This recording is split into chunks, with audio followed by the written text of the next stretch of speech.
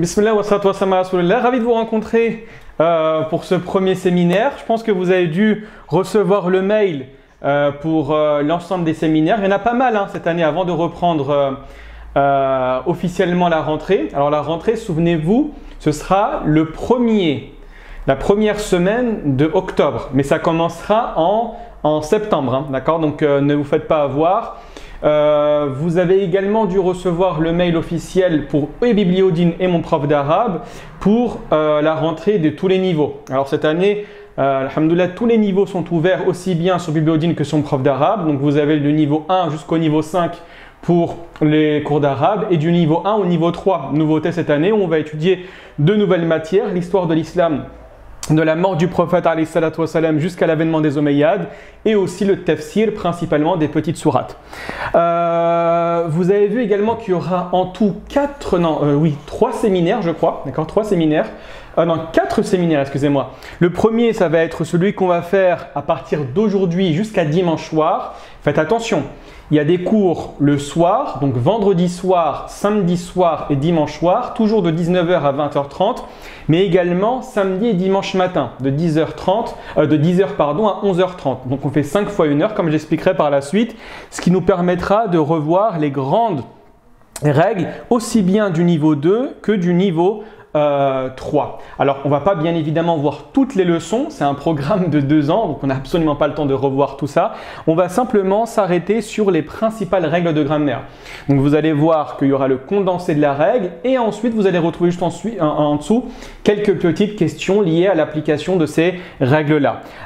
Pour les personnes qui se sont inscrites au niveau 2, ne soyez pas étonné si vous allez rencontrer des notions que vous ne maîtrisez pas. Pourquoi? Parce qu'elles rentrent dans le niveau 3. Et par contre, pour les personnes qui l'année dernière ont fait le niveau 3, normalement, vous devez absolument tout maîtriser des notions que l'on évoquera aujourd'hui, Inch'Allah ta'ala. D'accord? Qu'est-ce que je voulais dire? C'est tout, je pense qu'on peut commencer. Très bien. Donc, qu'est-ce qu'on va faire précisément? La première chose qu'on va faire, on va, comme je vous ai dit, 5 cours d'1h30, révision des grandes leçons des niveaux 2 et 3. D'accord? Donc c'est le programme du séminaire. C'est assez intensif. Le conseil que je peux vous donner, c'est avant le cours, d'aller sur votre espace et de télécharger le PDF du cours. C'est mieux, d'accord? Comme ça, vous l'avez en face de vous. Vous savez qu'est-ce qu'on va réviser durant la soirée. Donc aujourd'hui et demain, qu'est-ce qu'on va voir? On va voir tout simplement le défini et l'indéfini, le nakira et le ma'arifa. Donc c'est le b.a.ba de la grammaire arabe. Ensuite, on s'intéressera au cours sur le mu'arab et le mabni, donc le variable et l'invariable, avec l'introduction de 3 nouveaux mots qu'on a vu l'année dernière, qui étaient assez difficiles, le marfou', le mansoub et le majrour. Volontairement, on ne parlera pas du majzoum, c'est au programme du niveau 4, donc la présence de la soukoun pour information. Donc on évoquera la différence entre les deux avec quelques exemples. Ensuite, on parlera des 2 grandes catégories de phrases. Vous avez la jumla ismiya et la jumla fi'liya. Le niveau 2, grosso modo, s'intéresse à la jumla ismiya, tandis que le niveau 3 s'intéresse à la jumla fi'liya. On l'a expliqué à plusieurs reprises. La base de la phrase en langue arabe est la jumla ismiya, ce qu'on pourrait traduire grosso modo en français par le terme de phrase nominale, mais c'est un petit peu faux. Et vous avez par la suite au niveau 3 la jumla fi'liya. Mais donc je dis la base c'est la jumla ismiya parce qu'il n'y a pas de verbe. Et qui dit absence de verbe dit non-modification du mot. Dès lors qu'on utilise un verbe, vous avez forcément l'implication du temps, le passé, le présent et le futur. En langue arabe, vous allez également introduire le amr, l'impératif, et en plus la conjugaison.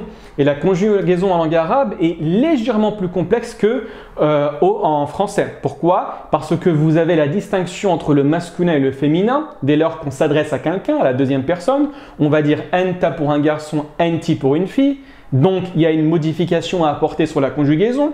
La deuxième des choses, c'est que vous avez le duel, le muthanna. En langue arabe, dès lors qu'on parle à 2 personnes, antuma, il y a un pronom spécifique. Donc, vous allez retrouver le antuma au mukhatab, c'est-à-dire à la deuxième personne, mais également huma, c'est-à-dire le duel à la 3e personne, où on va faire une distinction entre le masculin et le féminin. Et dès lors qu'on parle de ceci, il y aura forcément une implication dans la conjugaison. Donc c'est assez difficile. Donc, Pourquoi je vous dis ça? Je vous dis tout simplement ceci pour garder en tête que quand vous voulez parler assez facilement en langue arabe, il y a deux choses à prendre en considération. La première des choses, optez pour la jumla ismiya au détriment volontaire de la jumla fi'liya. Et la deuxième des choses, c'est en lien avec ce cours-là, quand je dis parler, oubliez la haraka de la fin. Et ça, je l'ai expliqué à plusieurs reprises, aussi bien au niveau 1, niveau 2, niveau 3 et niveau 4. Niveau 5, on oublie la grammaire, que la grammaire, alors c'est un peu bizarre en tant que prof d'arabe de dire ça, n'est pas fondamentale pour parler. Ne pensez pas que c'est en maîtrisant la grammaire que vous allez maîtriser la manière de parler. Absolument pas. En langue arabe, ce qu'il faut maîtriser, c'est le vocabulaire. Plus vous apprenez de mots de vocabulaire, plus vous serez susceptible et opérant pour pouvoir parler. Pourquoi? Parce que la grammaire en langue arabe se manifeste uniquement sur la dernière haraka. Et la petite astuce pour pouvoir éluder cette problématique, c'est de mettre une soukoun, d'accord? Une soukoun à l'oral et jamais à l'écrit, d'accord? Donc faites attention à ceci. Ensuite, alors ça ce sera pour le programme de demain, Inch'Allah, on parlera des catégories du féminin, aqsam al-mu'annaf, on en a parlé sommairement dans le niveau 2, on avait dit qu'il y avait un pluriel réel, il y avait un féminin réel, il y avait un féminin métaphorique, il y avait une distinction entre l'écriture et le sens, etc. On en reparlera. Et enfin, vous avez le pluriel brisé, ce qu'on appelle le jam' al-taksir, il pose légèrement problème, contrairement au jam' al-mudhakkar al-salim et le jam' al-mu'annas al-salim. Pourquoi? Parce qu'il est constamment variant, il est constamment changeant. Et en plus de ceci, il y a des règles à lui imputer. Souvenez-vous, l'idée de considérer le jam' al-taksir comme un féminin singulier, avec l'idée de absence de raison, jam' ghayr al-aqil, le pluriel dénué de raison. Donc il faudra revoir tout ça très rapidement, d'accord? Donc là vous avez en face de vous le programme du cours numéro 1 et numéro 2, donc aujourd'hui et demain matin, Inch'Allah. Si demain matin on a fini, on avancera avec le reste, hein, ne vous inquiétez pas par rapport à ça. Très bien. Bismillah, bah écoutez, on commence. Alors, très important, quand vous avez une question, n'hésitez pas à prendre la parole dans une session de révision. On est large au niveau du temps et le principe, c'est de tout comprendre. D'accord? Ne soyez pas timide à prendre la parole ou voilà, à me poser des questions. Il n'y a aucune question bête, on le dit tout le temps et c'est réel. Hein, il n'y a aucune question bête. Généralement, quand un individu pose une question, il soulage l'ensemble de la classe. Hein, parce qu'il y a forcément 1, 2, 3, voire la moitié de la classe qui n'a pas compris l'élément que j'ai évoqué. Très bien. Donc là, on met en avant l'idée du nakira et du ma'rifa. La première des choses à mettre en avant, à expliquer, et je ne l'ai pas fait parce que ça ne servait pas à grand chose, on l'a déjà vu à plusieurs reprises, c'est que quand on parle du nakira et du ma'rifa, il faut savoir à quoi ça fait référence. Le nakira et ma'rifa, ça s'intéresse à la kalima ou ça s'intéresse au ism? Une très bonne question ça. À votre avis? Qui se souvient? Quand on parle de nakira ma'rifa, ça touche quelle catégorie de mots? Le harf, le ism ou le fi'l? Bien évidemment, le ism, Allah yibarak fikum, le ism. Faites attention, al-kalima est le terme générique. D'accord? Donc dans le kalima, vous avez le ism, vous avez le fi'l et vous avez le harf. Rapidement, je donne une petite piqûre de rappel. Vous avez le kalima qui est le terme générique. C'est tout mot qui va avoir un sens en langue arabe, grosso modo. Ensuite, vous allez avoir le ism qui est le terme général. Le ism, c'est quoi? C'est un mot qui a un sens et qui n'est pas inféodé au facteur temps. Quand je dis maison, vous ne savez pas si c'est il y a 1400 ans, aujourd'hui ou dans 5000 ans. Quand je dis téléphone, vous ne savez pas si c'est dans le passé, dans le présent, dans le futur. Par opposition à dire j'ai mangé une pizza, vous savez que ça renvoie au passé. Donc quand on dit ism, c'est la base du mot en langue arabe, c'est le ism, ce n'est pas le kalima. L'ism, faites attention, le kalima c'est un mot qui a un sens, donc ça va englober le fi'l, le verbe, la particule, un mot qui est dénué de sens s'il n'est pas attaché à un autre, et vous avez le ism. Le ism est la base, d'accord? Le ism est la base. Donc le ism en langue arabe, c'est lui qui va être considéré soit nakira, soit ma'rifa. La deuxième catégorie de kalima, c'est le fi'l. Le fi'l, c'est un mot qui va indiquer deux éléments. Premier élément, c'est l'action. Quand vous dites manger, dormir, boire, s'asseoir, ouvrir, changer, téléphoner, se raser, vous avez constamment une action qui découle de ce que je viens de dire. Et en plus de l'action qui est mentionnée, vous avez l'idée du temps.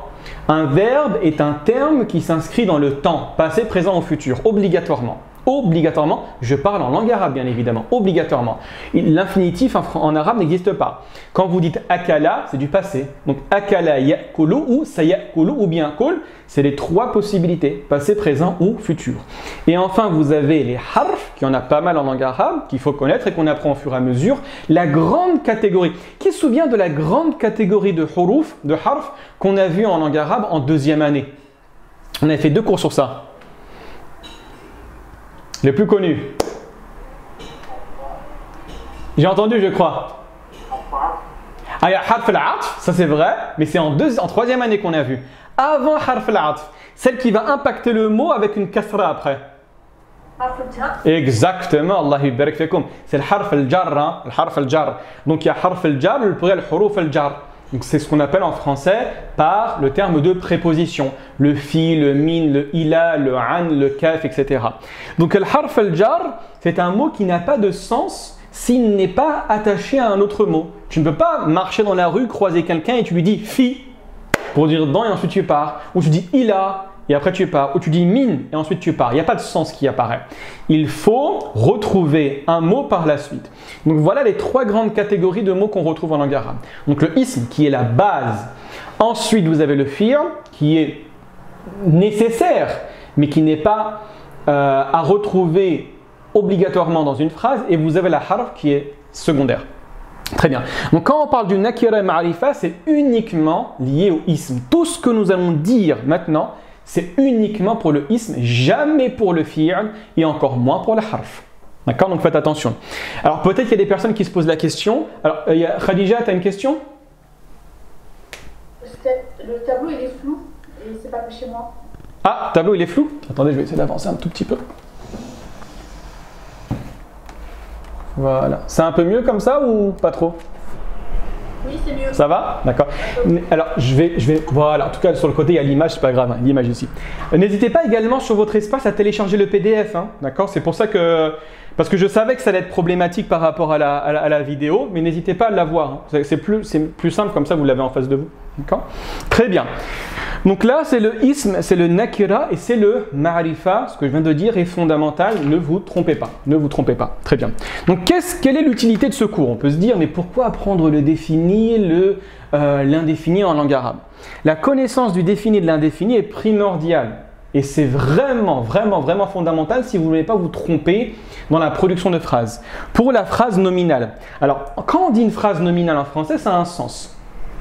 Quand vous dites jumla ismiya en langue arabe, ça a un autre sens. Donc nous, on l'a fait par volonté de traduction. Sinon, la base de la jumla ismiya, c'est tout simple. C'est la jumla qui va commencer par un ism. Par opposition à la jumla fi'liya qu'on verra après, qui commence par un fi'l. C'est ça la différence entre les deux. Est-ce que ça a le même sens? Oui, ça a le même sens. Mais il y a des petites subtilités qu'on évoquera par la suite. Donc pour la construction de la jumla ismiya, vous êtes contraint, pour l'instant au niveau 2, au niveau 3. Et plus vous avancez, plus vous allez voir qu'on peut prendre des largesses avec cette définition. Mais pour l'instant, ce qu'il faut garder en tête, c'est que vous êtes tenu d'avoir un nom défini et un nom défini. Toujours. Ism ma'rifa, ism nakira. Ism ma'rifa, ism nakira. Donc en d'autres termes, si vous comprenez bien, la jumla ismiya, la base de la jumla ismiya, c'est uniquement 2 mots. Je prends un mot, jumla ismiya, je prends un deuxième mot, jumla fi'liya. Donc avec 2 mots, vous êtes capable de créer une phrase. Par contre, faites attention. Quand vous dites créer une phrase en langue arabe, au niveau de la traduction par la suite, il y aura un souci. Ce souci va se retrouver au niveau du verbe être. J'expliquerai par la suite. Le plus important, c'est le petit plus que vous voyez ici. Quand vous mettez un nom défini, un ism ma'rifa, ensuite un ism nakira, un nom indéfini, vous allez voir que le petit plus qui est là va se changer, va devenir le verbe être. Le verbe être. Je vous donne un exemple. Je mets un nom défini. Je dis par exemple ar-rajulu, l'homme. Très bien. Ensuite, je mets un nom indéfini. Kabirun. Très bien. Je dis ar-rajulu kabirun. On évoquera par la suite pourquoi ar-rajulu c'est ma'rifa et on évoquera par la suite pourquoi kabirun c'est nakira. Très bien. J'ai respecté le schéma. Si je prends la traduction sans interprétation, ar-rajulu, l'homme, kabirun, grand. L'homme grand, c'est faux. C'est faux. En français, ça ne veut rien dire l'homme grand, comme ça. Il faut avoir un prédicat, c'est-à-dire une information qui est attribuée au nom au premier. Donc, quand vous respectez ce schéma, ar-rajulu kabirun, le petit plus que vous voyez ici va se transformer en verbe être. Donc, la véritable phrase, c'est l'homme est grand. Qu'est-ce que j'ai fait? J'ai attribué au nom défini une qualité, à savoir la grandeur. Je ne l'ai pas qualifié. Je n'ai pas dit le grand homme est parti au marché. Non, je lui ai donné une information. C'est ce qu'on appelle le khabar. D'accord? C'est ce qu'on appelle le khabar. Donc si vous ne respectez pas, vous dites c'est pas grave, je fais ce que je veux, ma'arifa nakira, nakira nakira, ma'arifa ce que je veux, ça ne fonctionnera pas. Il n'y aura pas l'émergence du verbe être et votre phrase sera fausse. Votre phrase sera fausse. Très bien. Donc cette distinction fondamentale constitue la base de la construction syntaxique en arabe et permet de comprendre la structure des phrases nominales qui forment l'épine dorsale de l'expression arabe. Et c'est vrai, la base de la production orale en langue arabe également écrite, c'est la jumla ismiya. Vous avez la possibilité d'avoir une phrase extrêmement longue sans la présence ne serait-ce que d'un seul verbe. Par contre, il est totalement impossible de retrouver une phrase sans la présence d'un ism. C'est pas possible, d'accord? Alors faites attention, qu'il soit apparent ou qu'il soit sous-entendu. Quand je dis à quelqu'un « uskut », tais-toi, c'est qu'un verbe. Mais vous avez un damir, c'est-à-dire un pronom qui est sous-entendu. On verra ça beaucoup plus tard, Inch'Allah. D'accord? Allez, bismillah, on avance. Donc les définitions fondamentales. Vous avez tout d'abord le ma'rifa, on a évoqué, c'est le défini, ça vient de la racine arafa ya'rifu, pour dire connaître quelque chose. Fait référence au nom d'une personne, d'un animal ou d'une chose qui est connue. Dès lors que je sais de quoi je parle, ce sera considéré comme du ma'rifa. Et le ma'rifa, il y a 6 grandes catégories. Nous, pour l'instant, on n'en a vu que 3. Et au fur et à mesure, on intégrera d'autres catégories. Par opposition, vous avez nakira. Nakara, on dit ankara yunkiru en langue arabe ou tanakkara yatanakkaru pour dire ne pas reconnaître quelqu'un. Ou pour dire également le blâmable, el munkar, ce qu'on n'accepte pas, ce qu'on ne reconnaît pas comme positif. C'est le nakira, fait référence au nom d'une personne, d'un animal ou de n'importe quelle autre chose que l'on ne connaît pas précisément. En d'autres termes, quand vous avez le ma'arifa, vous avez l'article défini avant, la maison, en français, le monsieur, la télévision, le dromadaire.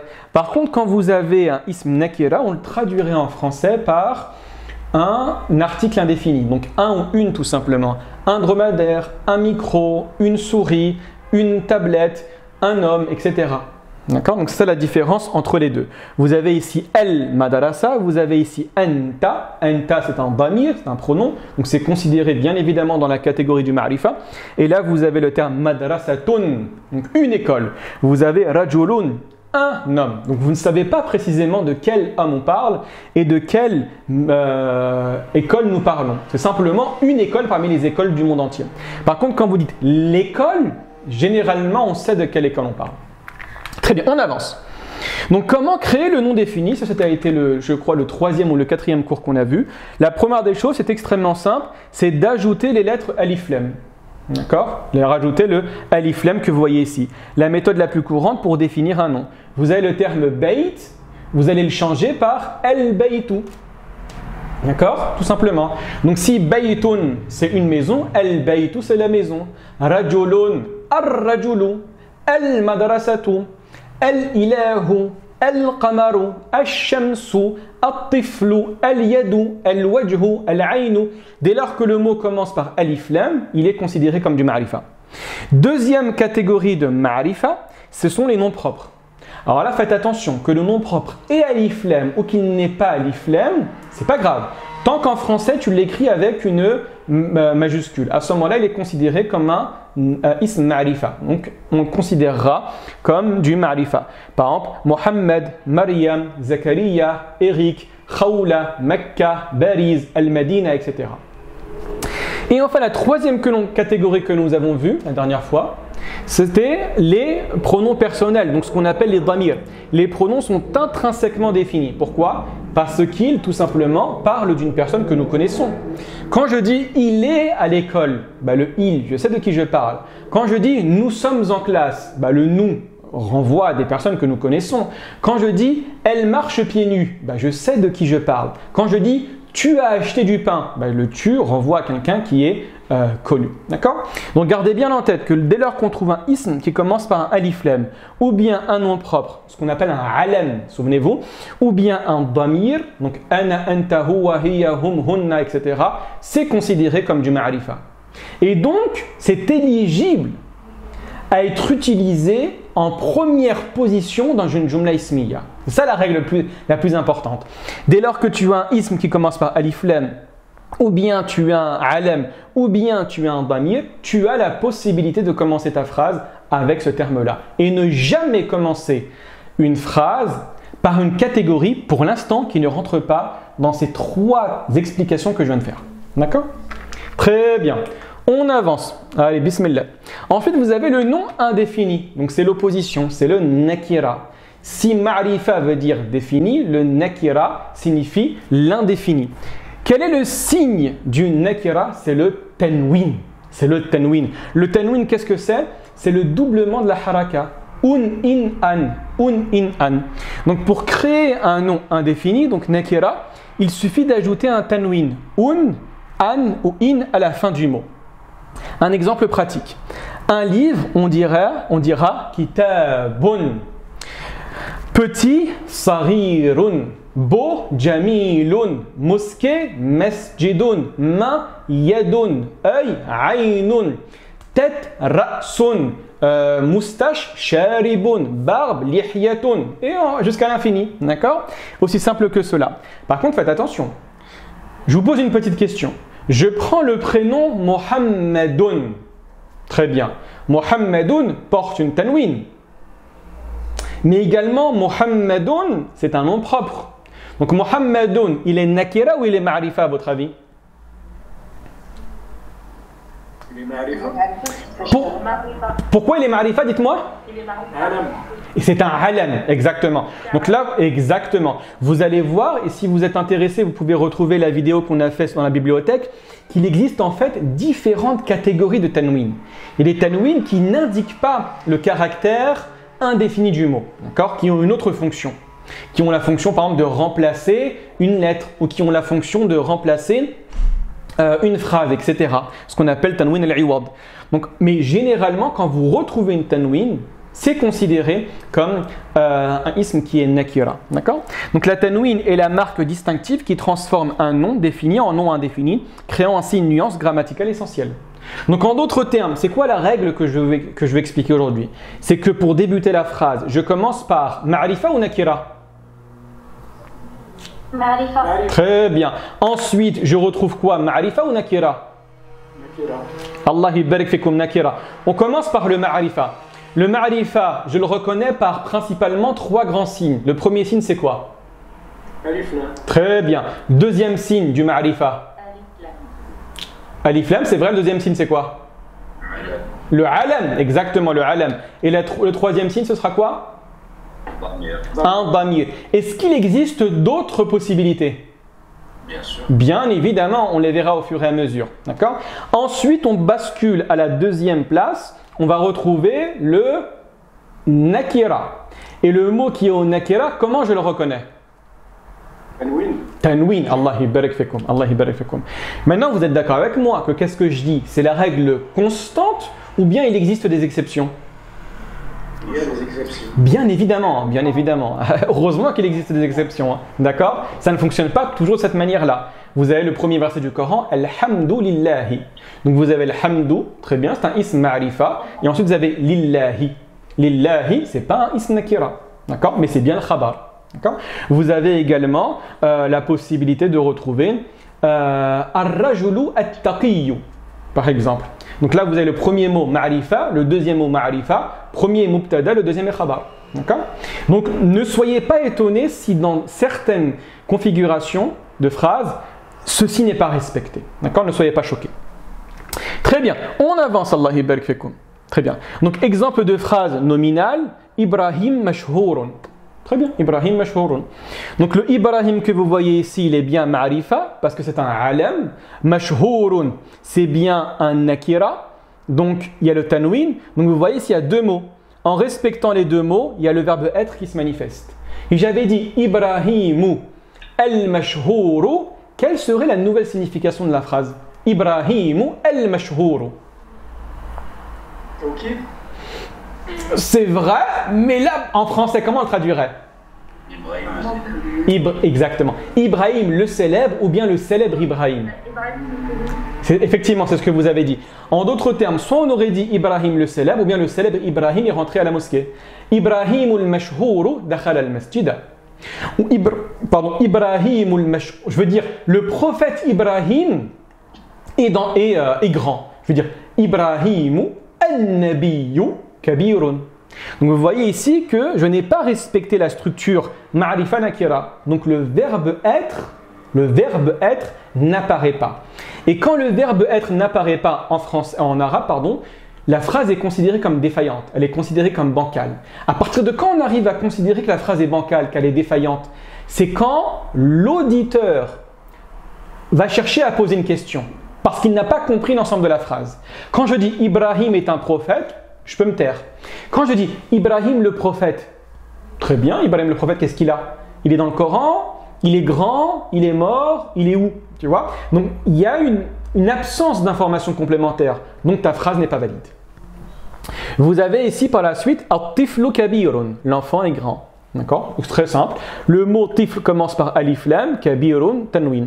Et ensuite, ana saqimun, je suis malade. Donc, ana, c'est un mubtada, on ne dit pas encore mubtada. C'est un ism ma'rifa et saqimun, eh bien, un khabar. Par contre, dernière chose qu'on n'a pas encore dit, mais qu'on verra juste après. Si Ibrahim est masculin, mashhour sera masculin nécessairement ou pas? Bien évidemment. Bien évidemment. Et si Ibrahim est féminin? On Mariam ici. Mashhour sera féminin aussi ou pas? Féminin. Allah barik fikum. Allah barik fikum. Très bien. Allez, on avance. Donc maintenant, je pose des questions. Elles sont vraiment faciles. Hein. Allah barik fikum. C'est vraiment des questions de compréhension. D'accord? Donc le mot baytun est quoi? Il est nakira, ma'arifa ou il est pluriel? Il est nakira, exactement. Le mot baytun est nakira. Pourquoi il est nakira? Il est nakira. Mais pourquoi il est nakira? À cause de la tanwin, exactement. Allah barik fikum. On avance. Le mot, quel est le mot ma'rifa? Kitabun al-madrasatu rajulun. Pourquoi? À cause d'alif lam, exactement, tout simplement. Et ensuite, dernière question, parmi ces mots, lequel est un nom propre, donc défini par nature? Maryam al-madrasatu kitabun. Maryam. C'est très facile, hein? C'est vraiment très facile. Allah barik fikum. Très bien. Est-ce que vous avez une question concernant le ma'rifa ou le nakira, ou bien on passe au deuxième cours? Ça va? C'est clair? Alhamdoulilah? C'est facile, hein? Très bien. Allez, on avance par contre maintenant avec un cours un peu plus difficile. Toutes les années, il pose problème, je sais. C'est pas facile, je sais. On n'a pas l'habitude de le voir en français, je le sais. Donc ne vous inquiétez pas, on prendra le temps de l'expliquer. C'est ce qu'on appelle le mu'arab et al-mabni. Quand en français, on est confronté aux variables et à l'invariable, on comprend ce que ça veut dire. L'invariable, c'est un mot qui ne changera jamais. Avec est un variable, d'accord? Le mot pas, je ne mange pas de viande, pas est un variable, etc. Donc c'est facile. Par opposition au mot qui est variable. Le variable, par exemple, maison, ça prend un S, donc c'est variable, d'accord? Le sens global du cours est similaire à ce qu'on connaît en français, d'accord? C'est vrai. Par contre, il y a une nouvelle introduction, il y a de nouvelles conceptions qu'on va devoir introduire et qui sont assez délicates pour un public francophone qui n'a jamais entendu parler de la déclinaison grammaticale, ce qu'on appelle al-i'rab. Donc l'année dernière, on a pris franchement facilement 1 heure pour l'expliquer. Là, je le ferai assez rapidement. Donc en arabe, les mots sont divisés en 2 grandes catégories fondamentales qui déterminent les comportements grammaticaux. Donc vous avez tout d'abord ce qu'on appelle le mabni. Mabni, c'est facile, ça ne bougera jamais, très bien. Et de l'autre côté, vous avez le mu'arab. Et le mu'arab change. Mais ce qui change, ce n'est pas la lettre. Très important. Ce n'est pas un rajout de lettre. Ce n'est pas une modification de lettre. C'est uniquement la haraka de la fin. La haraka de la fin peut changer. Donc le mabni, mot dont la terminaison reste fixe. Par contre, le variable, le mu'arab, mot dont la terminaison change selon la fonction grammaticale. Je sais que pour beaucoup de personnes, ce n'est pas clair l'idée de fonction grammaticale. La fonction grammaticale, c'est tout simplement, et je le dis à tous les étudiants, c'est le rôle que le mot va jouer au sein de la phrase. La fonction grammaticale, c'est un petit peu, plutôt la phrase, c'est comme un film. Dans le film, vous avez le personnage principal, vous avez le personnage secondaire, vous avez les figurants. Et bien la phrase, c'est exactement la même chose. Vous avez le mot le plus important, qui généralement est le sujet, ou bien ce qu'on appelle le mubtada. Ensuite, vous avez l'élément qui est secondaire, mais qui a son importance. Généralement, c'est le maf'ul bihi, le mot qui subit l'action.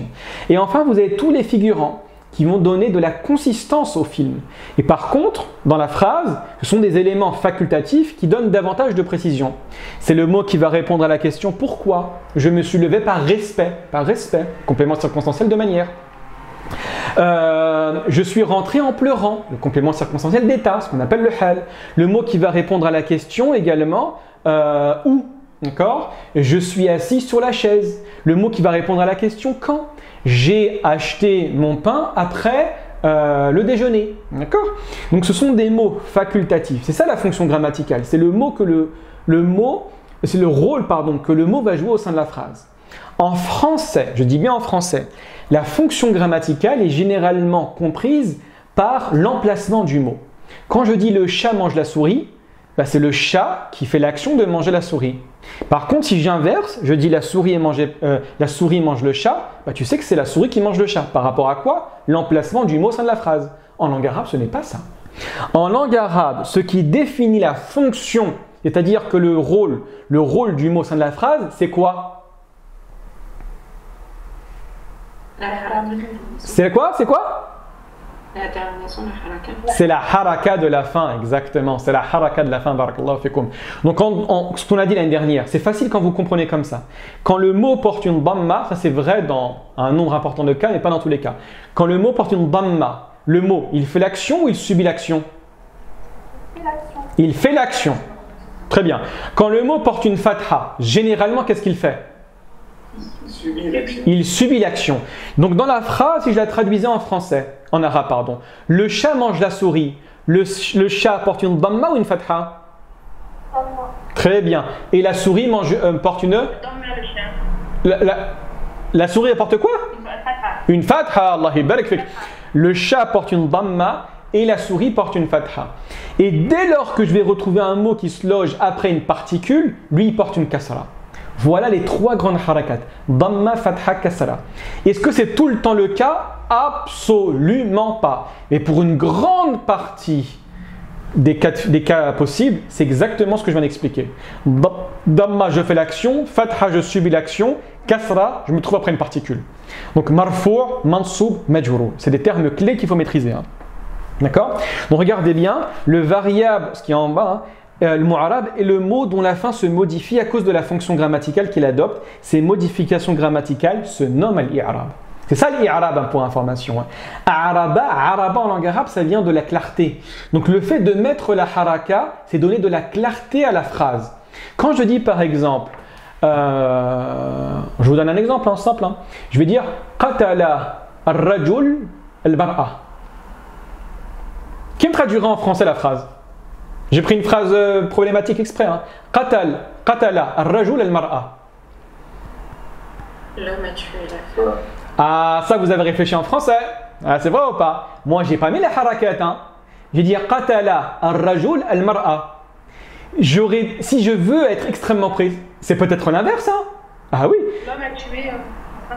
Alors en fait, les deux possibilités sont réelles. Soit c'est l'homme a tué la femme, soit c'est la femme a tué l'homme. D'accord ? En fonction de la haraka. Bon, généralement, l'ordre indique qui est l'acteur, qui est celui qui subit. Mais si j'ai la possibilité de dire qatala ar-rajula al-mar'atu. Ma phrase est bonne ou elle est mauvaise ? Elle est bonne. Vous êtes sûr qu'elle est bonne ? Tout dépend du sens que vous lui donnez. On s'en fiche du sens ici. Au niveau grammatical, est-ce que ma phrase est bonne ? Qatala ar-rajula al-mar'atu. Le fa'il est un peu loin. Le fa'il est loin, mais est-ce que j'ai le droit de faire ça ? Oui. J'ai le droit, faites attention à ceci. J'ai le droit. C'est la raison pour laquelle, en mettant les bonnes harakat, je donne de la précision à la signification. C'est pour ça que le Coran, tu ne peux pas le lire sans harakat, hein, c'est catastrophique, hein, je vous le garantis. Hein. Même les plus grands lecteurs, même les doctorants, même les docteurs en langue arabe, ou ce que tu veux, vont toujours lire le Coran avec les harakat. Hein, d'accord ? Parce que tu peux te tromper. Une modification va impacter le sens. Hein, d'accord ? Va impacter le sens. Très bien, on avance. Allez, bismillah. Donc, explication, exemple du variable. Donc, on en a 3 principalement. D'accord ? Je vous dis qu'il y a un 4e qu'on verra en 4e année.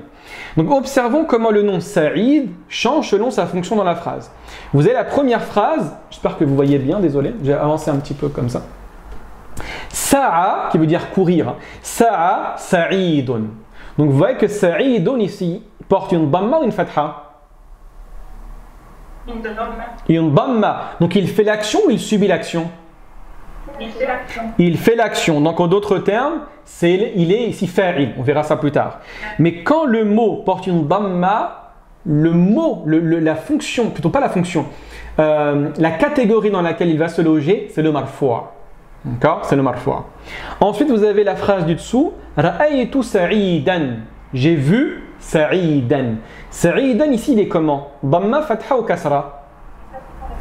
Fatha. Donc dès lors que le mot porte une fatha, il se loge dans la catégorie de quoi ? Il est mansoub. Il est mansoub, souvenez-vous. Hein. Il est mansoub. Hein.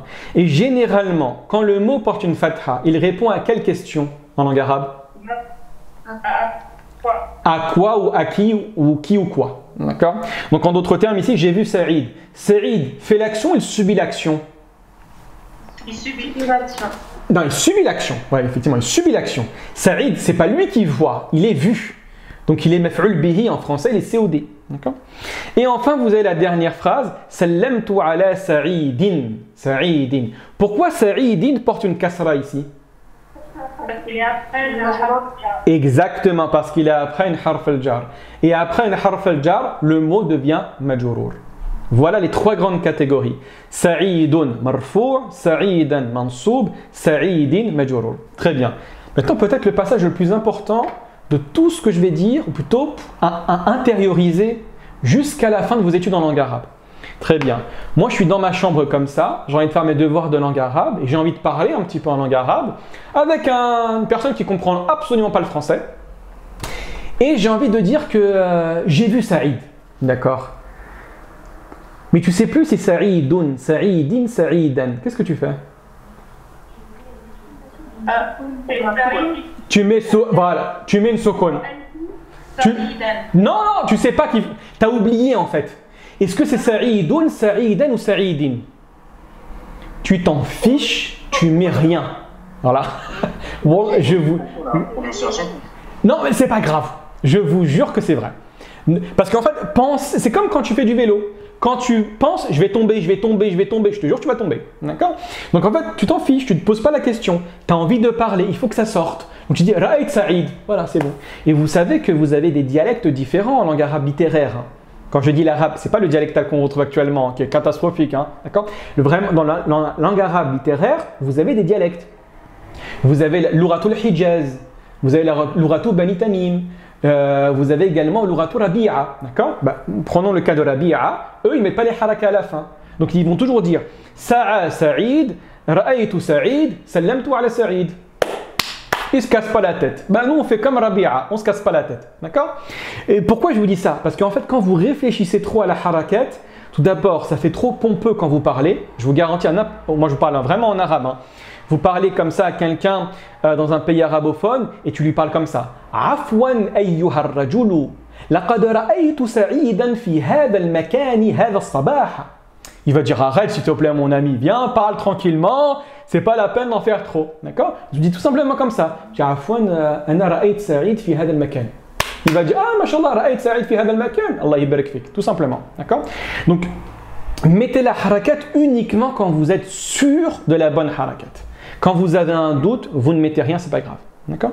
Très bien. Par contre, à l'écrit, ça arrive souvent, quand vous ne savez pas, vous ne mettez pas une soukoun, hein, vous ne mettez rien. D'accord ? Très important. L'écriture de la soukoun, c'est catastrophique. Vous ne mettez rien du tout. Très bien, on avance. Donc maintenant, bismillah. Donc je résume rapidement le cours qu'on a vu. On a dit quoi? On a dit qu'il y avait le marfou', qu'il y avait le mansoub et qu'il y avait le majrour. Avant cela, il y a deux catégories de mots. Il y a le mu'arab et le mabni. Pour information, quand on dit mu'arab mabni, ça touche quelle catégorie de la kalima? Le ism, le fi'l ou le harf? Hein? Le isme. Vous avez vu usual suspect ou pas? Celui qui connaît usual suspect, il a compris la référence. Les trois, les gars, les trois. Il y avait la réponse qui était juste là. En fait, le mu'arab et le mabni, ça touche les trois catégories. Ça touche aussi bien le ism que le fi'l que le harf. Regardez bien. Toutes les harfs, vous ne cassez pas la tête, elles sont considérées comme mabni. Donc le fi, ça restera toujours fi. Le min, ça restera toujours le min. Le ila, alors certains vont me dire, il y a écrit des fois mina. C'est vrai, mais la fatha ici, c'est simplement pour la vocalisation, parce qu'il y a la présence de deux soukouns. D'accord, mais sinon, c'est toujours min. Le ila sera toujours ila. Le an sera toujours an. Le bi sera toujours le bi. Donc très bien. Le harf sera toujours mabni. Très bien. Ensuite, vous avez le fi'l.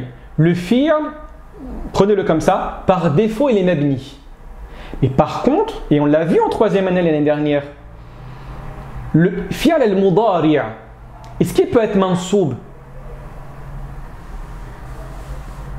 Effectivement, il peut être mansoub. Hein. Quand il est précédé de li, quand il est précédé de kay, quand il est précédé de len, quand il est précédé de an, eh ben à ce moment-là, il devient mansoub.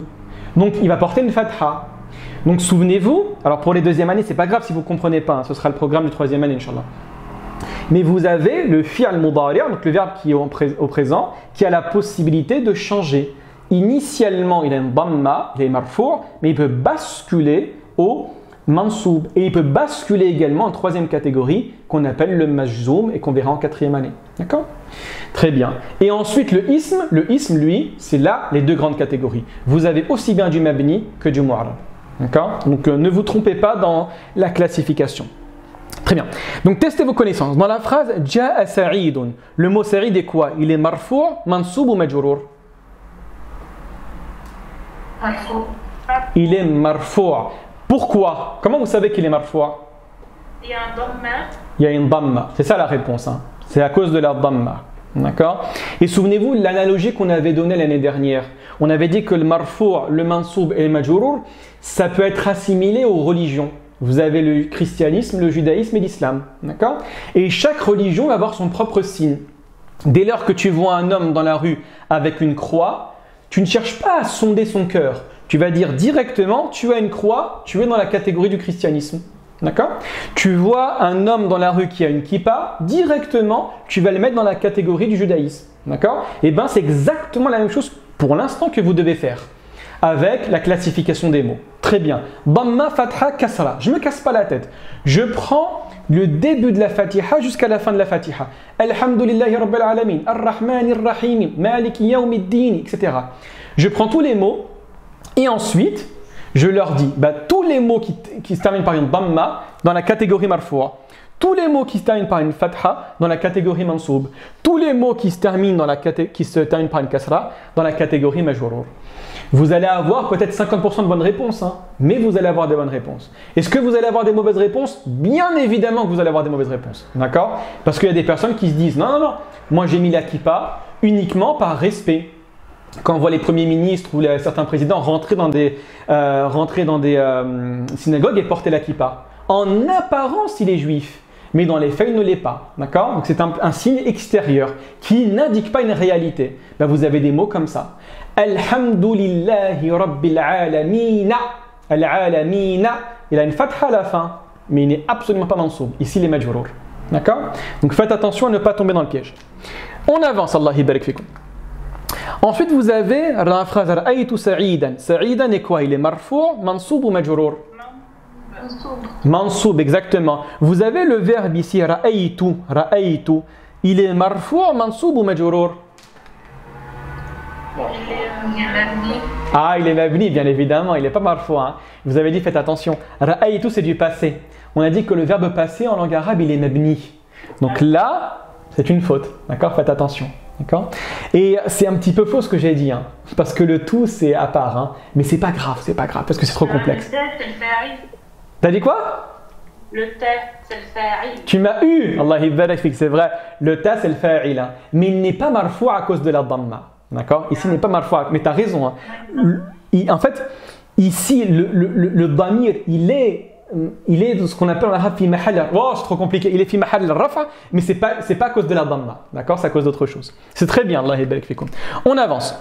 Ensuite, vous avez marartu bi sa'idin. Donc là, vous avez combien de mots dans marartu bi sa'idin à votre avis? 3. Vous avez 3? 4. Vous en avez 4. Hein. Vous avez le verbe marra yamurru, qui veut dire passer. Vous avez le tout qui renvoie à ana, donc c'est un mot, c'est un ism, c'est un damir. Vous avez le bi qui signifie avec, c'est le harf quoi ici bi? Harf al-jar. Harf al-jar, exactement. Et ensuite vous avez sa'idin. D'accord? Donc vous avez 4 mots. 4 kalima. Fi'l, ism, harf, ism. Donc le mot sa'id, il est marfou', mansoub ou majrour? Majrour. Il est majrour, barakallahu fikum. Vous avez le bi ici, il est il y a une kasra. Il est marfou', mansoub ou majrour? Il est mabni. Il est mabni. Faites attention, c'est un piège. Hein. On a dit que tous les isms en langue arabe sont mabni. Donc c'est pas parce qu'il y a une kasra que forcément il est majrour. D'accord? Très bien, on avance. Le mot dont la terminaison change selon sa fonction, c'est quoi? C'est mabni, c'est le mu'arab ou c'est l'amil? Mu'rab. Vous êtes sûr? Oui. Très bien. Le mot dont la terminaison ne change pas, c'est quoi? Le mabni, le mu'arab et l'amil? Mabni. C'est le mabni. Est-ce qu'on a déjà parlé du amil ou jamais? Je pense pas. Pas en deuxième année? En troisième année, on en a parlé ou pas? Oubliez, c'est pas grave. Oublie, bah c'est pas grave, alhamdoulilah, c'est pas grave. C'est pas grave, c'est un petit peu technique l'amil. En gros, c'est qu'est-ce qui va imposer le changement. Voilà, c'est l'outil qui va, le mot dans la phrase qui impose le changement. Regardez bien, vous allez comprendre. Rapidement, je vous le dis pour que vous le gardez en tête. Qu'est-ce qui va impacter Saïd et lui imposer la kasra? Le bi. C'est le bi. Le bi, c'est lui qui dicte la règle ou c'est Saïd qui dicte la règle? C'est le bi. C'est le bi. C'est lui qui impose. Il dit, chez moi, tu fais comme ça. Et bien le bi, c'est lui l'amil. Ça veut dire ça un amil. Amil, c'est qu'est-ce qui impose un changement. Là, pour ça, c'est clair? D'accord? Allah yabarak fikum. Très bien, on avance. Est-ce que vous avez des questions sur le mu'arab et sur le mabni ou bien on avance? Alhamdulillah. C'est clair pour tout le monde? Ça va? Le mu'arab, c'est le variable, c'est ça? Exactement. El mu'arab, c'est mabni. exactement. El mabni, ça ne change pas. El mu'arab, ça change. D'accord? El mu'arab, ça ne change pas. Et le mabni, ça change. L'inverse, pardon. Le mabni, ça ne change pas. Et le mu'arab, ça change. Et le mu'arab, il y a combien de catégories? Pour l'instant? Non, mais pour le moment, 3. 3, très bien. Dhamma, c'est quelle catégorie? Très bien. Fatha, c'est quelle catégorie? Très bien. Majrour, je vais donner la réponse, pas grave. C'est la kasra. Très bien. Encore une petite question. Est-ce que tout mot qui se termine par une dhamma est marfoua? Non. Très bien. Est-ce que tout mot qui se termine par une kasra est majrour? Non. Est-ce que tout mot qui se finit par une fatha est majrour? Mansoub, pardon. Non. C'est bon? C'est clair? Ouais. Ça va? D'accord, très bien. On avance. Maintenant, vous avez le troisième cours qu'on a vu. Je vous ai dit la dernière fois, en début de cours, qu'il y a 2 grands types de phrases en langue arabe. Vous avez la jumla ismiya et la jumla fi'liya. D'accord? Ismiya, c'est pris en langue arabe de quel mot?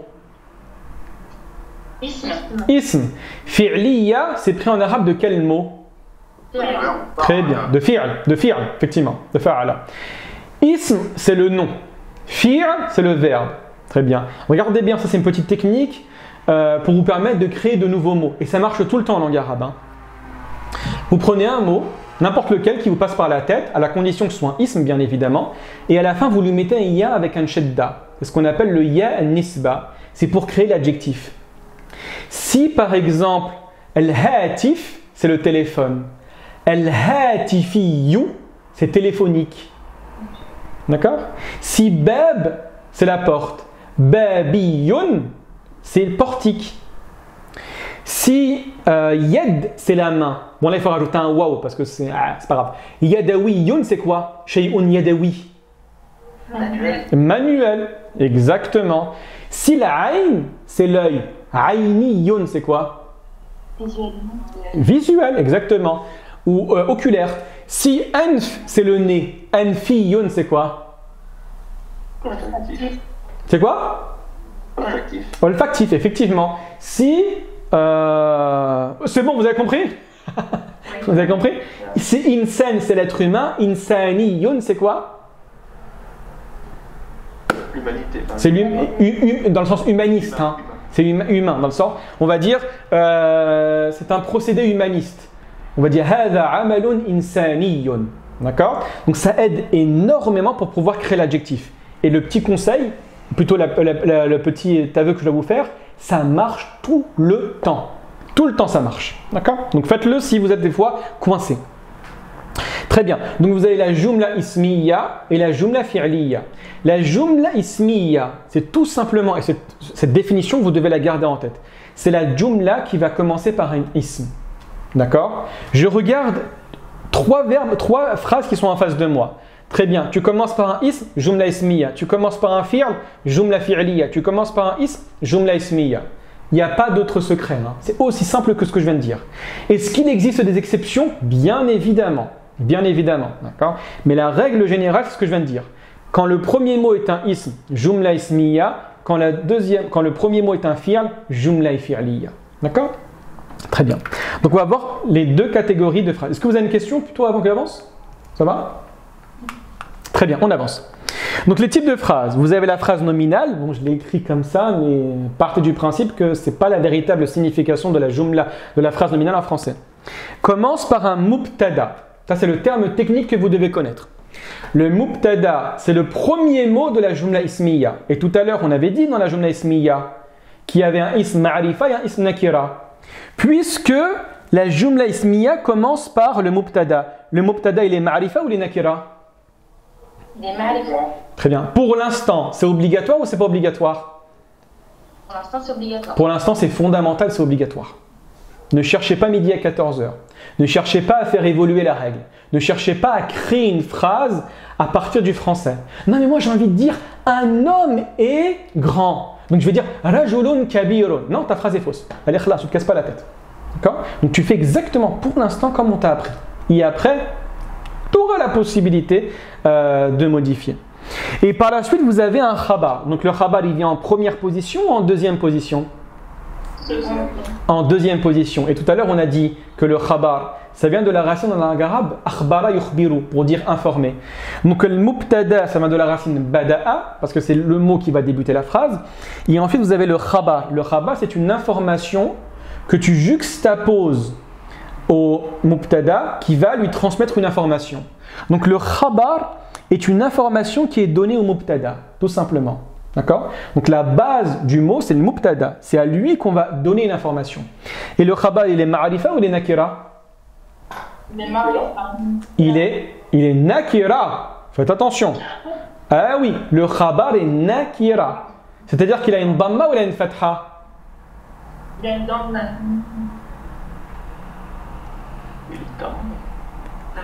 Quand je dis nakira, c'est tanwin. Allah barak fikum. Faites attention. Hein? Et le khabar, quand on dit qu'il est nakira, on ne regarde pas damma fatha kasra, on regarde le tanwin. D'accord? On regarde le tanwin. Mais c'est vrai que le khabar, il sera marfou'a. Mais ça, c'est pas grave. Donc vous avez la phrase ici, al-madrasatu ba'idatun. Donc al-madrasatu, l'école, ba'idatun, loin. Qu'est-ce que veut dire la phrase? Al-madrasatu ba'idatun. L'école est loin. Très bien. Pourquoi vous avez introduit le verbe être? Parce que... Pourquoi? Parce que c'est... Alors, je suis désolé, j'ai pas compris. Vous pouvez répéter? Oui, pourquoi j'ai la possibilité ici de l'introduire? C'est quoi les deux? Avec le tanwin. Parce qu'il y a le tanwin et que le premier mot est quoi? Exactement. Parce que j'ai du ma'rifa nakira, à ce moment-là, j'ai la légitimité de mettre un verbe être ici. Si j'avais dit al-madrasatu al-ba'idatu, ça veut dire la lointaine école. Il n'y a pas de verbe être et ma phrase est fausse. Si je dis madrasatun ba'idatun, ma phrase est également fausse. En fait, elle est défaillante. Ça veut simplement dire une école lointaine. Très bien, mais je lui ai accordé aucune information. D'accord? Donc faites attention. Également, elle peut commencer par un verbe inachevé. Ça, vous l'avez vu en troisième année, pardon. Ce qu'on a appelé kana wa akhawatuha. Kanat al-madrasatu ba'idatan. Kanat al-madrasatu ba'idatan. Kanat, c'est un ism ou c'est un fi'l? C'est un fi'l. Mais faites attention. Malgré que ce soit un fi'l, comme c'est un verbe qui est naqis, un verbe inachevé, il n'est pas considéré réellement comme un verbe. Donc on considère cette phrase comme une jumla ismiya. Donc en d'autres termes ici, vous avez grosso modo un mubtada et un khabar qui va devenir un ism kana et un khabar kana. Donc ça pour les deuxième années, vous inquiétez pas, on le verra largement en troisième année, Inch'Allah. D'accord? Oui, dis-moi. C'est l'indicateur de temps? Alors en fait ici il va donner une indication de temps.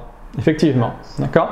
La phrase, parce que pourquoi? Pour que le verbe soit réellement considéré comme tel, il a besoin, comme on a dit au début de cours, de remplir deux conditions.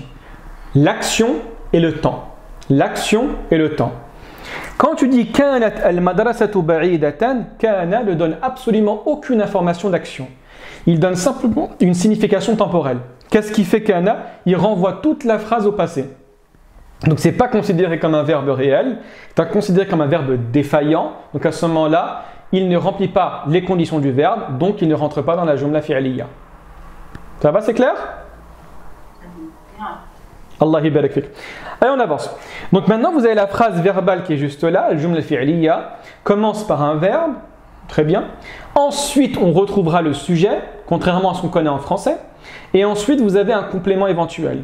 Vous allez voir qu'en quatrième année, Inch'Allah, on s'intéressera énormément au reste des compléments. On verra ce qu'on appelle le hal. On voit ce qu'on appelle le maf'ul al-mutlaq. On voit ce qu'on appelle également, en troisième année, pardon, zarf al-zaman wa zarf al-makan. On voit également en troisième année le maf'ul bihi. On voit également le maf'ul lahu. D'accord? Donc ce sont des compléments qui sont facultatifs et qui sont généralement mansoub. D'accord? Qui sont mansoub. Donc l'ordre à respecter est le suivant. Fi'l, fa'il, maf'ul bihi. Donc vous avez tout d'abord le verbe, ensuite le sujet, et après le sujet, vous allez retrouver le complément. Regardez la phrase. Qara'a at-tilmidhu kitaban. Qara'a, c'est lire. At-tilmidhu, c'est l'élève. Kitaban, c'est un livre. Donc je vois que qara'a, c'est le verbe. Très bien. At-tilmidh, c'est lui qui fait l'action. Donc il est quoi? Marfu' ou mansoub ou majrour? Comment vous savez qu'il est marfu'? Parce que c'est fa'il. Parce que c'est... Oui, mais comment tu sais qu'il est marfu'? Parce que ça y a un damma. Parce qu'il y a un damma. D'accord? C'est ça la réponse. Très bien. Et ensuite, kitaban, il est mansoub. Kitaban est mansoub. Pourquoi il est mansoub? Comment vous savez qu'il est mansoub, pardon? À cause de la fatha. À cause de la fatha, effectivement. D'accord? Très bien. Allez, bismillah, on avance. On avance. Donc, bismillah, vous avez la phrase suivante. Al-madrasatu ba'idatun. Al-madrasatu ba'idatun. Très bien. Cette phrase est une jumla ismiya, jumla fi'liya ou une phrase invariable? Très bien. Une jumla ismiya. Une jumla ismiya, c'est très bien. Donc, puisqu'on a une jumla ismiya, ça commence par quoi? Mubtada. Le mubtada et ensuite le khabar, effectivement. Mais quand on dit la véritable définition de la jumla ismiya, c'est la jumla qui commence par quoi? Par un ism. Par un ism, effectivement. C'est la jumla. Hiya al-jumlatu allati tabda'u bil ism. C'est la véritable définition, mais c'est vrai, ça commence par un mubtada. Et le mubtada, regardez bien, il est marfu', mansoub ou majrour? Il est marfou. Il est marfou'. Comment vous savez ici qu'il est marfou'? Parce qu'il a une damma, c'est très bien. Ba'idatun, c'est le mubtada ou c'est le khabar? Il est marfou', mansoub ou majrour? Il est marfou', très bien. Le fait qu'il y ait une damma ou deux damma, est-ce que ça change quelque chose ou pas? Oui, ça change quelque chose. Non, ça change rien. Souvenez l'exemple que je donne tout le temps. Oui, c'est le khabar, mais en termes de catégorisation, dans le marfou', dans le mansoub et dans le majrour. S'il y a une damma ou deux damma, une fatha ou deux fatha, une kasra ou deux kasra, ça change quelque chose à l'appartenance ou ça change rien du tout? Non, là ça change. Je suis toujours juif. Et Allah barak fik, Shahira, Allah barak fik, effectivement. C'est ça, tu vois une personne dans la rue qui a une kippa, il est juif, il a deux kippas, Khoya, il est toujours juif, hein? D'accord? C'est ça, tu te souviens de l'exemple qu'on avait donné? Et bien c'est la même chose. Une damma marfou', deux damma marfou', une fatha mansoub, deux fatha mansoub, une kasra majrour, deux kasra majrour. D'accord? Il n'y a pas de souci par rapport à ça. On avance. Ensuite, vous avez la phrase Qara'a at-talibu kitaban est une jumla ismiya, jumla fi'liya ou une jumla indéfinie? Pourquoi c'est une jumla fi'liya? Parce que ça commence par un fi'l. Exactement, parce qu'elle commence par un fi'l. Très bien, maintenant je joue. Je dis at-talibu qara'a kitaban. Jumla ismiya ou jumla fi'liya? C'est une jumla ismiya. Ouais. Vous êtes d'accord avec moi sur ce point-là ou vous voulez que je réexplique? Oui. Je réexplique? Bismillah. D'abord, on va prendre le temps d'expliquer la phrase. Qara'a at-talibu kitaban, l'étudiant a lu un livre. Très bien. La jumla commence par un fi'l. Qara'a. La définition bête et méchante qu'on a dit tout à l'heure, c'est que je regarde le premier mot de la phrase. Et c'est un ism, c'est une jumla ismiya. Et c'est un fi'l, c'est une jumla fi'liya. Aussi simple que ceci. Donc je vais voir qara'a ici. Qara'a, c'est un fi'l ou c'est un ism? C'est un fi'l, tout simplement, c'est un fi'l. Donc, qara'a, c'est une at-talibu kitaban, c'est une jumla fi'liya. On ne cherche pas midi à 14h. Qu'est-ce que j'ai dit maintenant? Je prends at-talibu et je le mets à la place de qara'a. Je dis at-talibu qara'a kitaban. At-talibu, c'est un ism, c'est un fi'l ou c'est une harf? Comment vous savez que c'est un ism? Parce qu'il y a alif lam, c'est ça la bonne réponse. Parce qu'il y a alif lam, très bien. Donc at-talibu qara'a kitaban. Par conséquent, la phrase est une jumla ismiya ou jumla fi'liya? Une jumla ismiya. Et donc, regardez bien, quand je dis qara'a talibu kitaban, qara'a, c'est un fi'l. Ça, vous inquiétez pas, les deuxièmes années, on le reverra en troisième année, Inch'Allah. At-talibu va être le fa'il. Et kitaban, c'est le maf'ul bihi. Par contre, je change. Je dis at-talibu qara'a kitaban. At-talibu, qu'est-ce que ça va devenir? Un mubtada. C'est ça. Ça va devenir un mubtada. Et qara'a kitaban, ça devient quoi? Le khabar. D'accord? Et là, vous allez dire, oh, les Arabes, ils ont tout complexifié. Pourquoi on ne se casse pas la tête et on dit toujours le mubtada, c'est le mubtada ou le fa'il, le fa'il? Parce que les savants d'al-balagha, les savants de la rhétorique, font une distinction entre la jumla ismiya et la jumla fi'liya. Un ism, en tout début de cours, je vous avais dit quoi? Il est inféodé au temps ou pas? Non. Il n'est pas inféodé au temps, le ism. Le ism, par définition, est atemporel. Tu ne sais pas si ça renvoie au passé, au présent ou au futur. Quand je dis le journal, tu ne sais pas si c'est du passé, du présent ou du futur. Quand je dis la porte, tu ne sais pas si c'est du passé, du présent ou du futur. Donc ça donne une idée. L'idée de la fixité. L'idée de stabilité. C'est ce que disent les savants. Ils disent al-jumla al-ismiyya tufid al-qarara wal-istiqrara wal-thubut wal-dawam. À savoir que l'écoute de la jumla ismiya renvoie à l'idée de stabilité, d'absence d'évolution, d'absence de changement. Quand tu veux donner une règle atemporelle en langue arabe, tu vas donner une jumla ismiya. Je vous donne un exemple. Dieu, il est unique. Vous êtes d'accord avec moi ou pas sur ce point-là? Ça a toujours été le cas ou il y a eu des changements? J'ai pas entendu. Dieu, il y a un Dieu, il y a deux dieux, Abdul. Non, Wahid. Exactement. Ça a changé ou ça a toujours été le cas? Ça a toujours été le cas. Donc, toi, quand tu veux dire cette réalité, comment on l'a dit en langue arabe? Allahu Wahid. Plus facile que ça. Wallah, tu le sais, Chris. Tu dis quoi? Allah Ahad. Plus facile. La ilaha illallah. C'est vrai ou pas? La ilaha illallah, c'est une jumla ismiya. Pourquoi? Parce que ça évoque l'idée de stabilité, l'idée d'une réalité qui est atemporelle. D'accord? Par contre, tu as la jumla fi'liya. La jumla fi'liya est basée sur le verbe. Et le verbe, il est soumis au temps ou pas? Oui, il est soumis. Il est soumis au temps, passé, présent, futur. Et donc, quand on dit le temps, il y a l'idée de quoi également? De changement. Omar ibn al-Khattab était l'ennemi de l'islam et il est devenu l'un des plus grands compagnons et par la suite, je suis à toi Khadija, et par la suite, il est devenu le deuxième des quatre califes bien guidés. Donc il y a l'idée de changement également qui se manifeste. Le prophète Mohammed sallallahu alayhi wa sallam est devenu prophète à 40 ans. Donc on en déduit quoi? L'idée d'un changement. Il n'était pas prophète et à 40 ans, il est devenu prophète alayhi salatu wa salam. D'accord?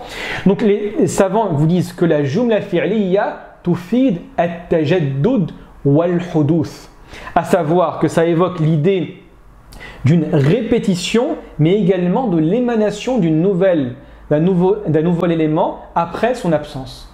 C'est la raison pour laquelle en islam on te demande de dire la ilaha illallah une fois ou de manière constante? Constante, de manière constante. Constante, hein? C'est la raison pour laquelle tu vas dans la tashahhud. Tu dis ashhadu an la ilaha illallah wa ashhadu anna Muhammadan rasulullah. Pourquoi? Parce que ça évoque non pas l'idée d'une évolution, d'une altération de la shahada, mais ça renvoie à toi, c'est toi qui attestes et c'est quelque chose qui se répète et qui se répète et qui se répète pour que ça se forge dans le cœur. D'accord? Dis-moi Khadija. Oui, si j'ai bien compris, quand on a un isme au début, c'est forcément une phrase ismiya, mais si on a le isme avec un fi'l derrière et tout un bloc derrière, c'est tout le bloc qui vient de Traba, c'est ça? C'est ça, effectivement. Effectivement. Par contre, forcément, je l'aurais enlevé Khadija. Pourquoi? Parce que des fois, alors je vous le dis vraiment, mettez de grandes, comment dirais-je, entre parenthèses, hein, vraiment entre parenthèses. Hein. Des fois, vous allez retrouver une jumla, je suis désolé, hein, une jumla qui commence par un ism, mais qui est une jumla fi'liya. Pourquoi? Parce que ce n'est pas son véritable emplacement. Il y a eu un bousculement. Et vous connaissez tous l'exemple.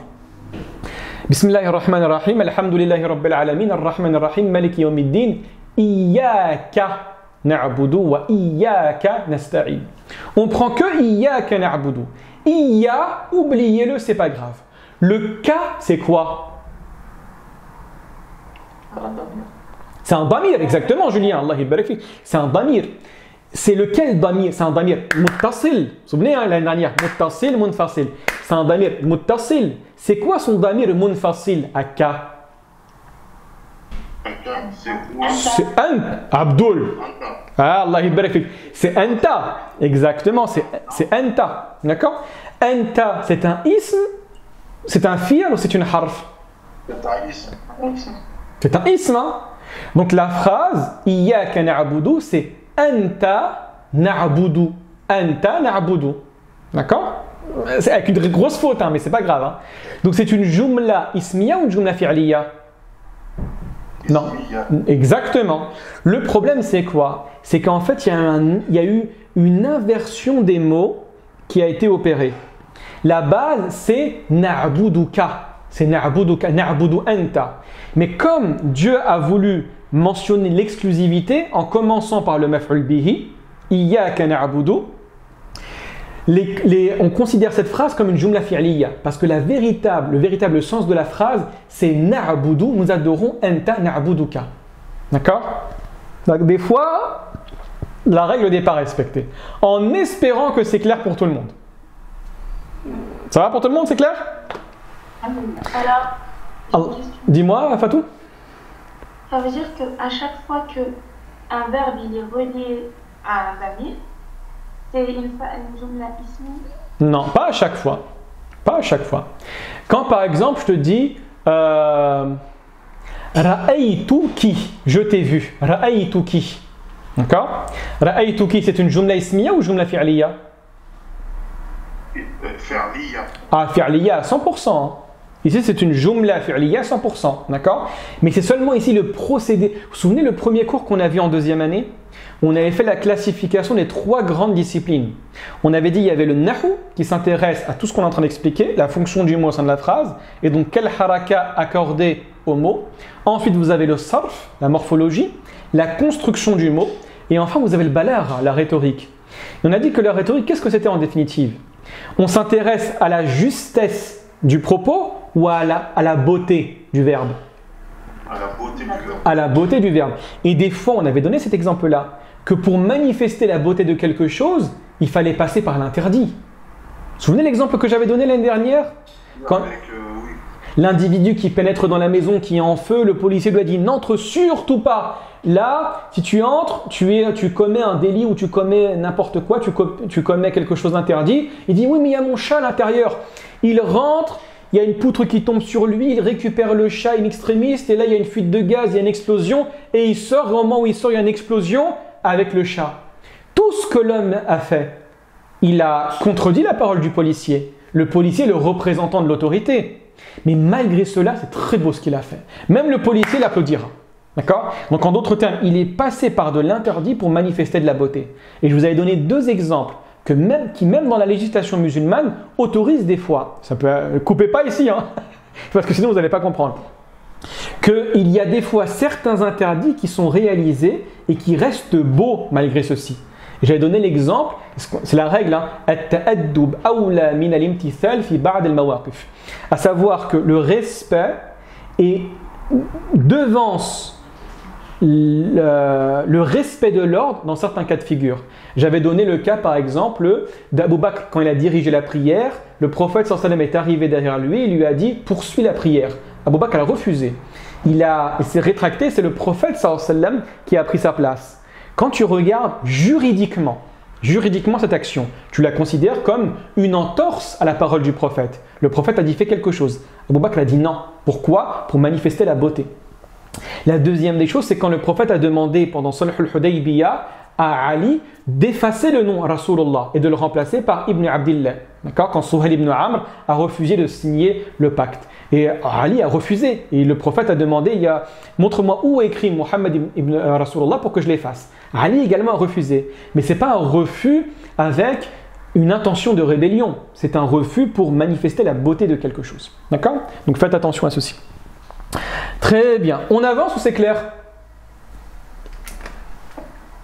Ça va? Non, shukran. Allah yabarak fikum. Allez, on avance. Également dans la phrase Qara'a at-talibu kitaban, le mot kitaban est quoi? Il est fa'il, il est maf'ul bihi ou bien il est mubtada? Il est maf'ul bihi, exactement. Souvenez-vous, principalement pour les deuxièmes années, le maf'ul bihi est le mot qui répond à la question quoi ou qui. C'est le COD ou bien des fois le COI. Hein. D'accord? À qui ou à quoi, c'est pas grave. Très bien. Allez, bismillah, on avance.